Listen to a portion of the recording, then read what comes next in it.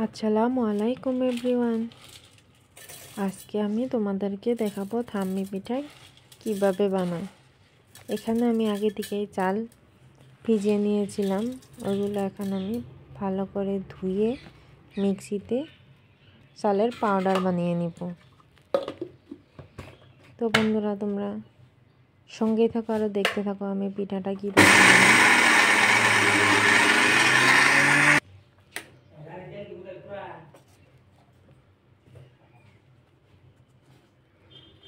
এখানে আমি 1 মিনিট মিক্সিটা চালানোর পরে ওই গুঁড়ি হওয়ার লাগছিল, তাই চারিদিকে লেগে ধরেছিল, তাই আমি ওটা ছাড়িয়ে আবার 1 মিনিট মিক্সিটা চালিয়ে এখানে আমি পাউডার হয়েছে ওটা আমি ভালো করে ছেঁকে নিয়েছি।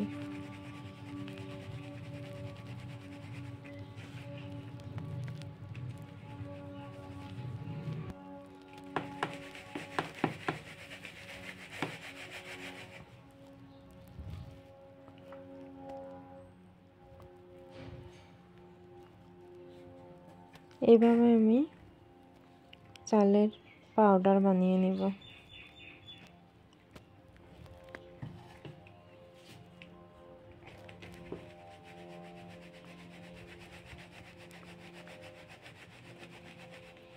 এখন আমি পানি গরম করার জন্য আমি গ্যাসে পানি গরম করতে বসিয়ে দিয়েছি।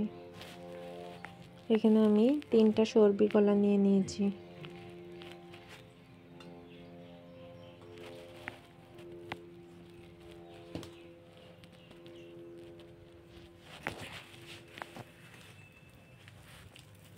এগুলো এখন আমি ভালো করে মাখিয়ে নেব এই কলাগুলো।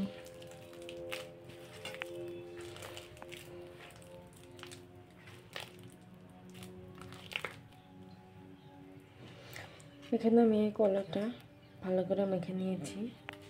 এবারে আমি এখানে নিয়ে নিয়েছি আমি গুড়, কিশমিশ, কাজু বাদাম, আখরোট, বেকিং সোডা, অল্পখানি নিমখ আর এখানে চিনি গুঁড়ো করে নিয়েছি। এগুলো আমি সব এই কেলার সাথে ভালো করে মিক্স করে নিব।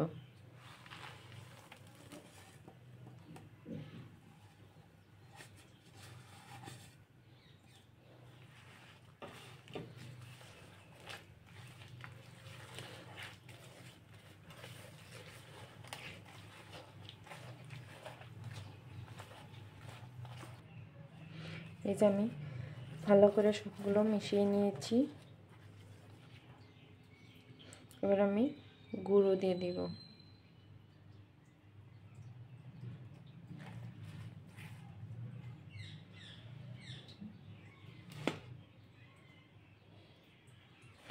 অল্প অল্প করে দিয়ে আমি মাখিয়ে নিব।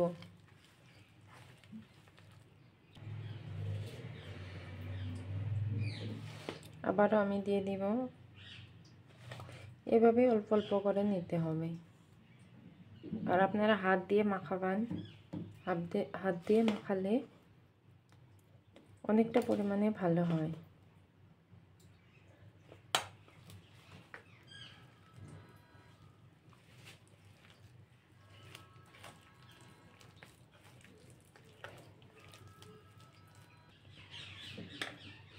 আবারও আমি দিয়ে দিব।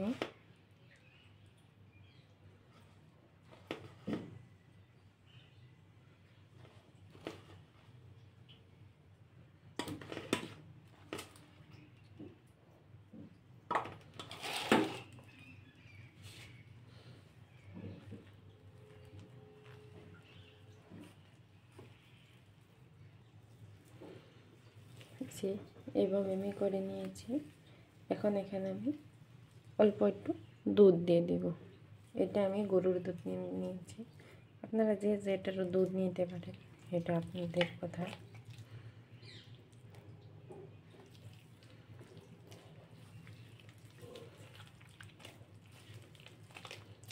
এভাবে অল্প অল্প করে নেবেন।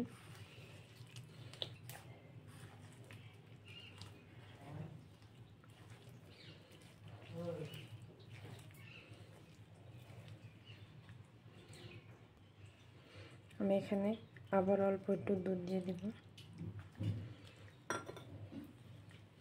অল্প অল্প করে নিতে হবে, কিন্তু বেশি করে নিয়ে যাবে না।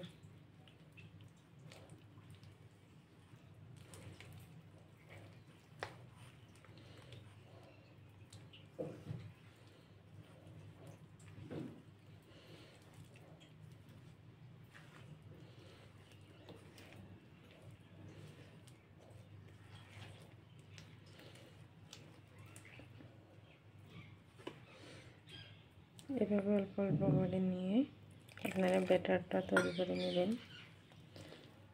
আর এখানে কিন্তু অবশ্যই আপনারা খাওয়া সোডা ব্যবহার করবেন, নাহলে কিন্তু পিঠাটা ভালো হবে না।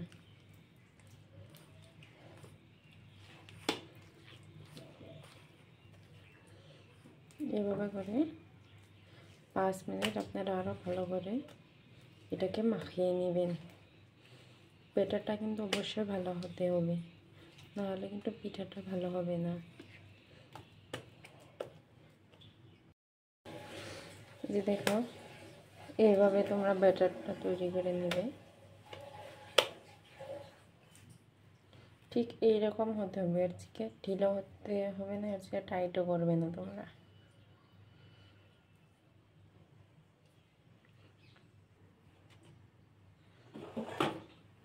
এখানে আমি ব্যাটারটা ঢেলে দিব।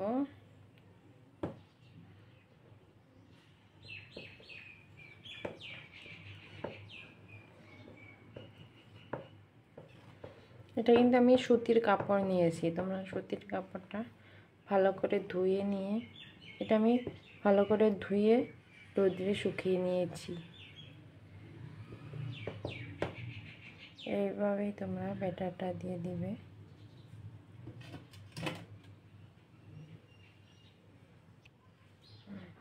এটা আমি সুন্দর করে উপরটা ভালো করে সমান করে নিয়েছি। আর তোমরা এইভাবে একটা দুটা ঝাঁকা দিয়ে নেবে।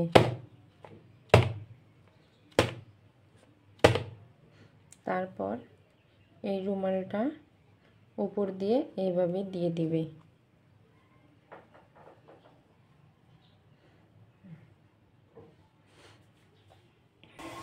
পানি গরম করতে বসিয়ে দিয়ে আমি ব্যাটারটা তৈরি করে নিয়েছি। ততক্ষণে আমার এই পানিটা ওই বলক উঠে ভাপ উঠে গিয়েছে।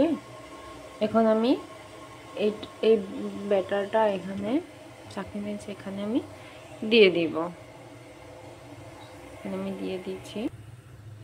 এখানে আমি ঢাকনা দিয়ে ভালো করে ঢেকে দিব। আর আমি 40 মিনিটের মতো অপেক্ষা করব। দেখো বন্ধুরা, আমি এখন তোমাকে 40 মিনিট পর তোমাদেরকে দেখাতে পারিনি।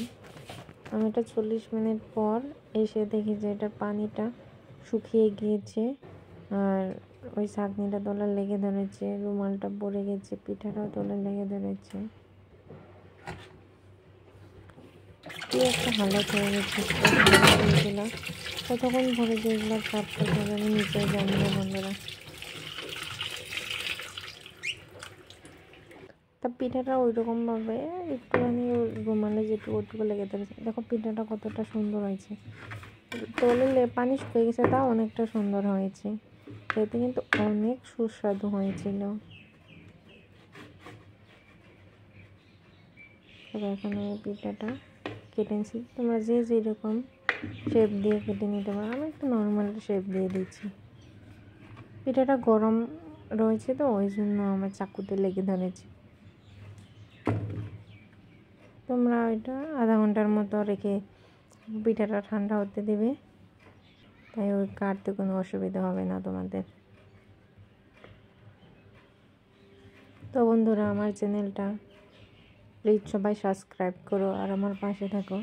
আর অবশ্যই তোমাদের বেল বাটনটা ক্লিক করে দিও।